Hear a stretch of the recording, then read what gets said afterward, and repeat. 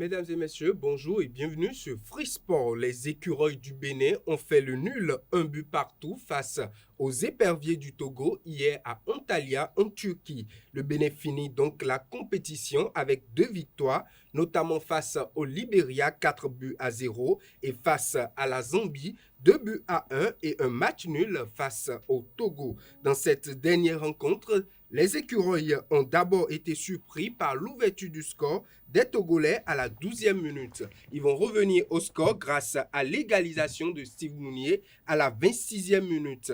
Avec 7 points, le Bénin décroche le trophée Antalya Coupe 2022 après 3 matchs.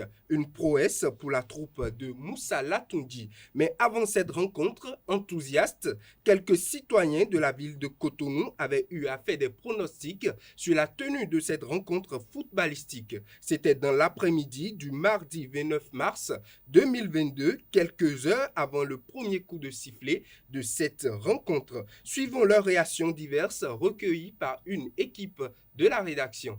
Match Mbani eni gagné dide gagné do de leme wa yo eni gagné gbonmo bonado bi nu togolais to jimen tingwe ndan kono do we na si no gbere bo Togo na ko Benin Togo si ko Benin Benin na ko Togo forcé.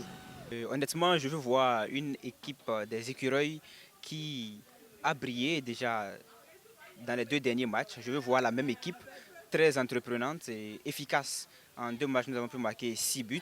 Si on peut continuer dans cette lancée et progresser, créer le danger chez les voisins du Togo, finir le match avec une victoire, c'est l'idéal, c'est le souhait.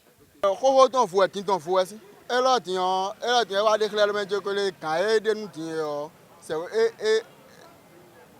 et Jean Wasso. Donc, libéré à dire, maman, bon, et libéré 4-0. Pour les Africains Zambie. 2-1. D'ailleurs, mais quand les Zambie d'ailleurs, moins 1 non. Tiens, et mais quand les dire, mais 2-1. Nous ne pouvons que les remercier d'aller toujours dans le sens qu'ils ont déjà choisi parce que 2 matchs joués, 2 victoires déjà, c'est déjà bon. Il faut que ce soit à 16h aussi contre les Togolais. Mais ils n'ont pas le choix, ils sont obligés de gagner aussi. Mais nous ni gagner Mathieu. Donc, nous courage bon na ballon gagner. Il est quoi le bon mina lo. Ni gagner Togo bo lo mina jan bon bon mais 3 sorties, 3 victoires. On est rien il na wuli bon yé mon agent quoi de. Nous mi bio encadrement technique au entraîneur ou nous les bio il ni wa so tombo joueur ni ka se gbe bodo wan il ni no wan quoi. Autre le drapeau e mi nya défendre. Bon Togan lo moni de akweton yé. Togan ni de kweton. Quoi e be vado de le me e il ni de kweton finin. Bon no mele mo ko il a trop oui nous 2 millions il na wuli bonam la blo ganjiton. Il est vrai que par le passé, les écureuils n'avaient pas un goléador fixe sur qui il faut compter et qui peut déchaîner et débloquer la situation. Mais aujourd'hui, on voit que ça roule un peu et qu'il y a des changements avec l'arrivée de la nouvelle découverte Tosin Ayegou, le jeune qui évolue en Suisse.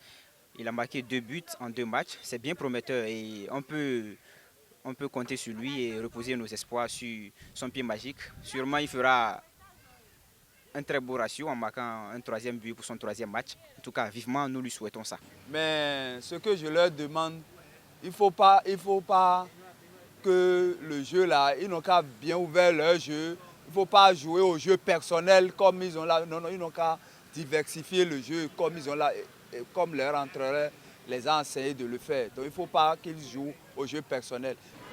de no ko ballon gboda yo eni tra lo pa nu ballon e ton de no ko dai bona changer alors pas de no ko dai gon ni changer bona zewa alors pas yo de vous bona les commencer match les de yo ko we gbon bo gagner wa yo atogo di e jan pe ha togo di eni te pon bona les gagner de gagner bon là bona continuer. L'entraîneur aussi a joué dans ce pays et nous le connaissant bien de la manière qu'il a joué, il a eu son cursus sportif, mais nous ne pouvons pas douter de son élan.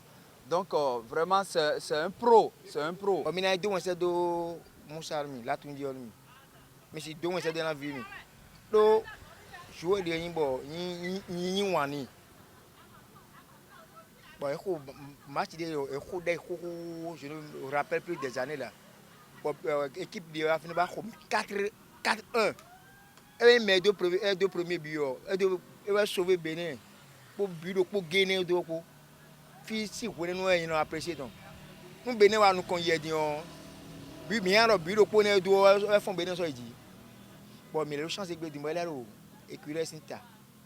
On doit bleu fort. Et on bleu fort, on a bleu rage.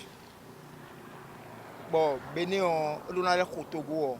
Les Togolais sont nos voisins, hein. On ne va pas trop les assommer comme le Libéria. Je vais proposer une victoire d'un but d'écart en faveur des écureuils. Bénin a gagné Togo par 2-1. On a marqué 2-0 ou bien 2-1, ça va déjà. Nous avons gagné 6-0. 6-0 ba mi de nous. Et nous m'a découragé au milieu de nous. Nous tellement de terrain de hayo. Et nous tout le dire ni do goudou nous quoi. Boro de quoi nous boro nous me sens miton la yo ouais. Togbo miton la yo ouais. Hein? Tina ja et na ko balo ganji bona la ko ganji. Et au mekinklen au mele so bato bien ici. Mais était va ko de ko 1-0 au premier. C'est 3-0, ils vont remporter. Ça n'a pas, c'est-à-dire nous les attendons de pied ferme. Ils vont rentrer avec le victoire, ça là c'est sûr. Le président de la Fédération béninoise de gymnastique, Léonide Isidore Baguidi, a été nommé par le président de la Fédération internationale de gymnastique, le japonais Watanabe. Le béninois siège désormais au sein de la commission de soutien aux pays nouveaux et en développement pour le cycle 2022-2024. L'objectif de cette commission est d'augmenter le nombre de pays membres de la Fédération internationale. Léonide Isidore Baguidi s'engage à mener à bien cette nouvelle mission. Super League Pro à présent, après son match nul face à Adjidja FC à domicile à la 7e journée, Jeffa FC va jouer Dynamo d'Abomey à la 8e journée. Le technicien de Jeffa FC, Amidou Abdou, et son joueur Briciano Couton disent comment serait l'ossature du match face à Dynamo d'Abomey. Ils sont au micro de Colombe Oussou.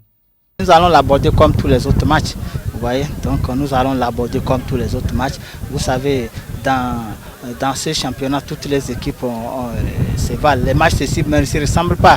Une équipe aujourd'hui est bien, demain, le match suivant, vous ne les retrouvez pas. Mais carrément, on les a vus jouer ici, ils sont venus battre Adjidja, mais ce n'était pas Adjidja, avait fait plus le jeu le jour-là ici. Donc, nous irons là-bas essayer de chercher le maximum de points. Amal, il est blessé, c'est un pion très important, donc il nous manque beaucoup. Vous voyez que depuis qu'il n'est pas là, on essaye de colmater les brèches, mais ce n'est pas comme il est là. Donc, mais nous essayons de faire avec, vous voyez. Donc en dehors de ça, dans l'axe central aussi, on avait une absence de taille, donc ceci a beaucoup joué, vous voyez. Donc je pense que c'est un championnat, c'est une course de fond. Nous allons remédier de cela. Ce point-là, c'est un point très important, donc qui va peser lourd à la fin. La journée prochaine, on a essayé de gagner ce match, mais la chance n'a pas été de notre côté. Ils ont égalisé pas sur un penalty. On va essayer de corriger ce qui n'a pas marché et essayer de gagner le prochain match. L'essentiel d'abord à Dynamo, c'est de ne pas perdre. Et on va mettre tous les atouts de notre côté pour essayer de gagner et redonner sourire à notre supporter. Dans le même registre, Darius Aïssi, coach de Adjidja FC, a opiné sur la performance de son équipe et projette sur la prochaine rencontre. Suivons-le toujours au micro de Colombe Oussou. Je sais qu'avec le temps, ça va venir parce que ça peine à prendre. Ça peine à prendre. Je ne sais pas pourquoi on a eu la trouille. Tous nous avons eu la trouille. Ça fait que l'équipe adverse s'est mise en confiance et en première partie a osé, ce qui a donné le but. Donc il va falloir que je rehausse sous le ton avant que les enfants ne rehaussent leur niveau de jeu. Alors qu'on pouvait le faire depuis le début. Bon, c'est pas grave. c'est le jeu, c'est le football. En fait, si vous avez suivi Jeffa un peu, vous allez voir qu'aujourd'hui Jeffa n'a pas joué. Je pense que la physionomie de Jeffa est mieux que ça. Sincèrement, au niveau de l'animation, au niveau de la conservation et la progression, nous n'avons rien à en vouloir aux autres équipes. C'est au niveau de la finition que ça pêche. Ça pêche beaucoup.